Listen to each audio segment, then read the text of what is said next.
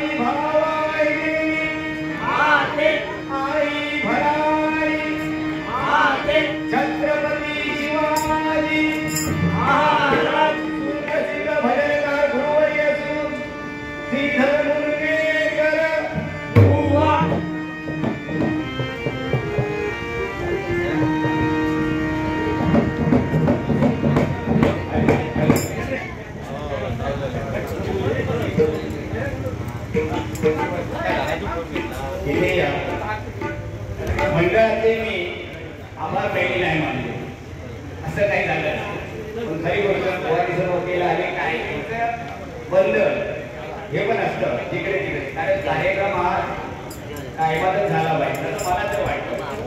म्हणजे तुम्हाला पण वाटतं, कारण काय उद्या नवीन म्हणजे सुद्धा मोठा असणार दिवसामध्ये माझा एक अंदाज आहे. धन्यवाद.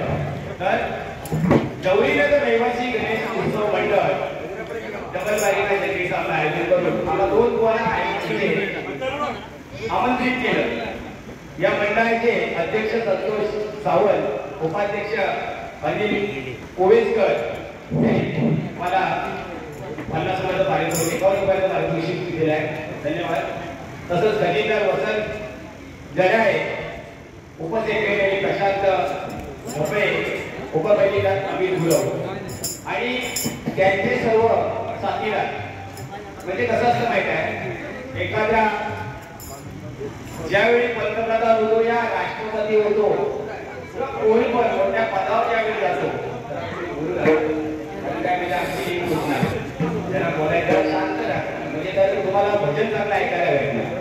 त्यामुळे कशी आपली आता मी स्वतः मी सर्वांनी शांत करा. बारीक बरोबर सुंदर होणार, ह्याच्यात वादच नाही. कारण सुरुवातीला तसंच असतं. आणि माझं पहिलं वर्ष इच्छा आहे आणि बुवांचं मला वाटतं दुसरं वर्ष आहे वर्षी कंटिन्यू म्हणजे त्यांचं ते होम पीच आहे. होम पीच आता आम्ही नवीन, तर त्यामुळे ज्यावेळी एखादा पंतप्रधान किंवा राष्ट्रपती ज्यावेळी होतो पण त्यांना निवडून कोण देते, जनता देते. म्हणून ते जे सभासद आहेत सर्व जे सल्लागार सभासद सर्व आहेत त्यांच्याकडे एक जोरदार नाव आहे मला. तर त्याने आवाज येते शॉर्टकटमध्ये येईल तुमच्याकडे मी फक्त गाडी करून टाकणार.